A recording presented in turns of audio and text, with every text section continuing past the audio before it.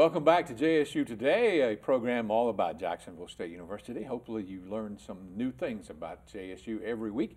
It's time for our Person of the Week segment, and this week we're happy to have Dr. Tim Barnett with us. And he has just written a new book, and he works here at Jacksonville State. And tell me about yourself. Tell me where you're from and how did you end up working at JSU? So we go back to the beginning on this show to get a little personal information about our guest. Well, very good. My wife and I are both from the Pacific Northwest, and we did spend 9 years in Kansas before coming here. I did my PhD at the University of Kansas, so that helped adjust me a little bit to the kind of environment I would have here in the South. And then 8.5 years ago, we moved here to JSU. So had you been to Jacksonville, Alabama before? Have you heard of it before you came to work here? Yeah, the fascinating thing is about 5 years before, my wife and I had just been vacationing, and we were just making a road trip through the South. And we drove through here. We were on I-20, and when we got to this area, we thought it was so pretty. We just went off on some side roads, and so that's how I first saw the university. Wow, that's a neat story. Now, tell me, what is your official position here at JSU in your department?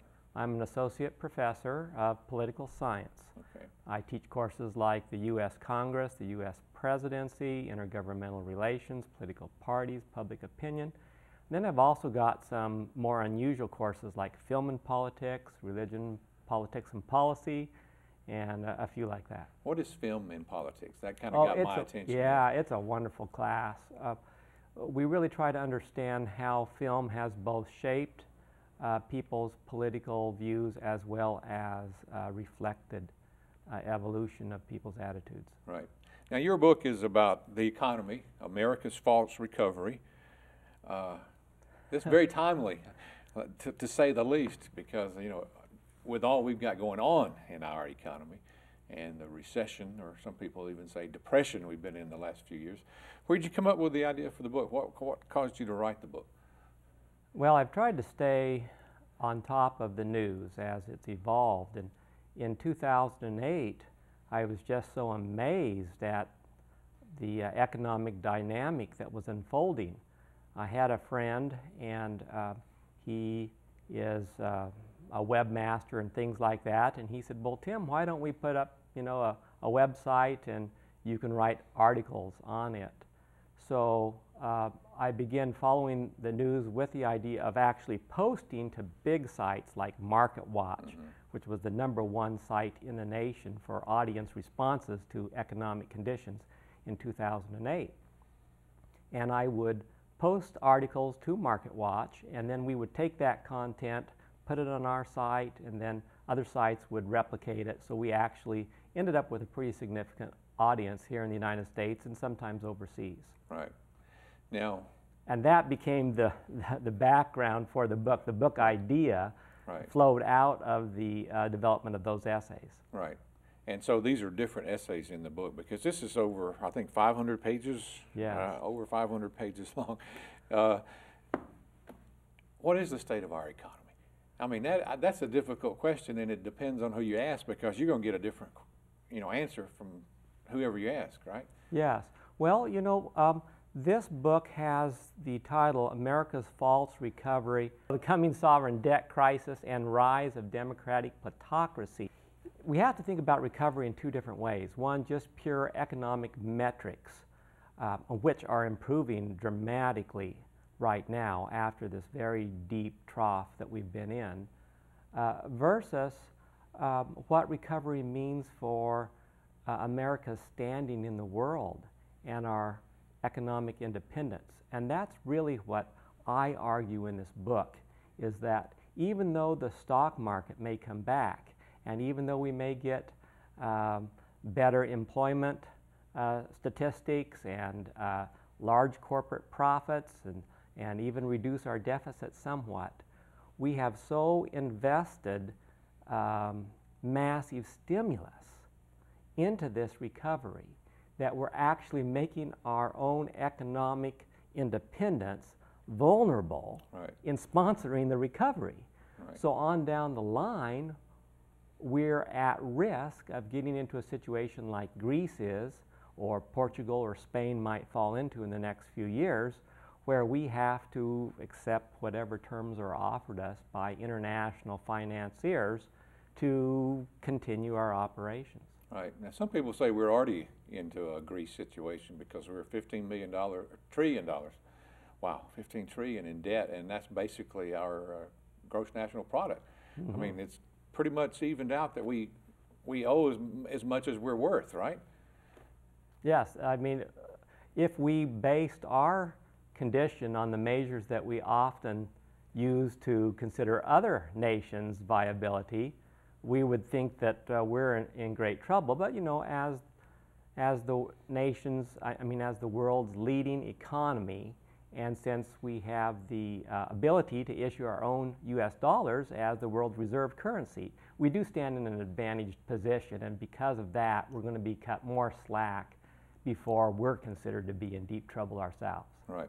Now, I know you mentioned Wall Street in the book on several occasions, and I guess the Occupy movement has really put a lot of focus on Wall Street. Some people blame Wall Street, but I don't see that. What's your opinion on that? I mean, I guess, you know, Wall Street has its faults, but, you know, it's still creating a lot of jobs and creating a lot of economy in the United States. What's your feeling on, is it Wall Street's fault?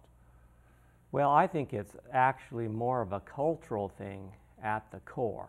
You know, we overspend, we're very consumer oriented, we're materialistic, we don't manage our debt privately, and then that is reflected in our country's economic choices. But I think Wall Street bears responsibility too. I actually worked for 2 Wall Street firms before I entered academia, and so I have a real sense of that world. And I just think that our financial markets are structured to give Wall Street an unfair share of the prosperity of this country. And I would like to see markets more naturally deliver what I would consider a just distribution of these gains. I don't like big government doing the redistribution. Right. I just wish markets would do it more naturally, and I think with the right kinds of tax laws and a different capital structure, we could accomplish that.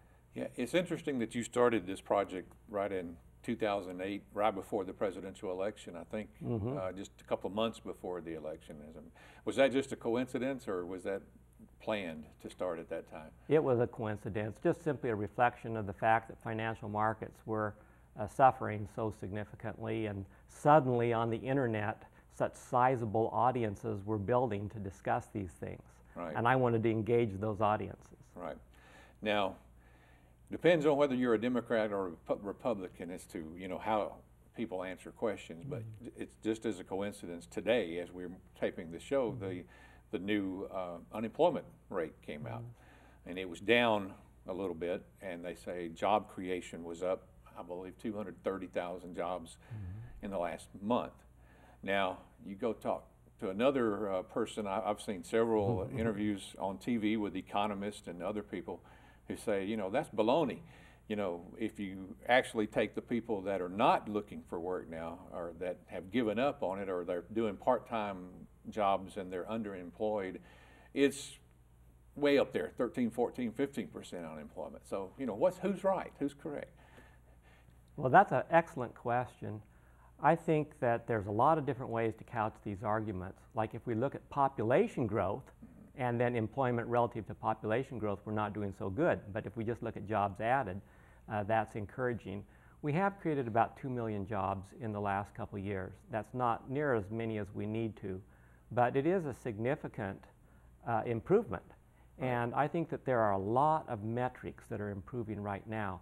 So I'm not personally discounting the robustness of this current recovery. I think it's, if anything, understated by both Republicans and Democrats, and I expect it to run further, especially with the speculative dynamic that is increasingly building into it as people get excited.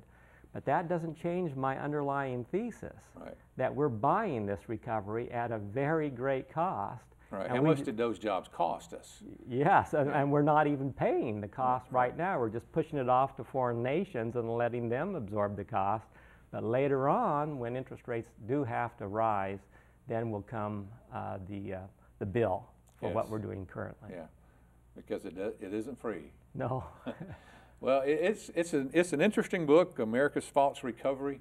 What do you think about the presidential election that's coming up now, as it is 2012? Is that going to either improve or make it worse when the election comes up this fall? Yes, well, a looming election is bound to, in this environment, cause the Federal Reserve to stimulate all the more. Republicans have indicated that if they gain control of the Senate and if they win the presidency, they're going to push Chairman Bernanke out of the Federal Reserve. Mm-hmm. And so I don't know whether they can do that because the Fed chairman can only be dismissed for cause. Right. But, and we've never had one dismissed. But nevertheless, I would think that the Federal Reserve would feel much more comfortable with a Democratic administration in these circumstances. And so consequently, the Fed has an incentive really to keep this easy money dynamic going on. And right now, although many Americans don't understand it, these big investment banks are buying, they're borrowing from the Federal Reserve at like 1/4%. Right. And then they're loaning it back to the government at 2 or 3% by buying treasury issues. And so Right. they're making all this free money. Right. And so there's a huge central bank subsidy of the financial sector. And we don't have that kind of subsidy coming to the general populace. Right. It's amazing when you start talking about some of this. You hear talks about world economy. Are we headed toward a world economy?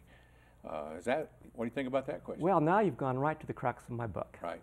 Okay, because I'm very patriotic. I love my country. And unfortunately, I think when I write America's False Recovery, some people might speculate that I don't care about my country because I'm saying this is a false recovery. Right. But it's because I care so intensely. And I just don't want to see America have to capitulate to the demands of, I think, financial institutions and people who've gotten their money the wrong way.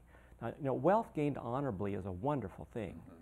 but there has been so much wealth gained through what I would consider devious and improper means over the last few decades that I'm afraid that the idea of America being part of a global system in which these kinds of people lord over mm-hmm. our traditional institutions is a very discouraging proposition. Right. So I'm not anti global solutions if they're operated with the right constitutional strictures and personnel, but I just don't see that around the corner for us. That's an interesting subject. Congratulations on the book. I know you have to be proud of that. Where can people get a copy of this if they want to buy a copy? The easiest place to get this is Amazon.com. Okay. And is this your first book? No, I published on the U.S. Congress in 1999. It's called Legislative Learning. And then I also have chapters in various scholarly books. Well, thanks for being on the program today. Dr. Tim Barnett here at Jacksonville State University in our Political Science Department. Pleasure. Thank you. Good luck to you on the book. We've got much more of JSU Today coming up right after this break.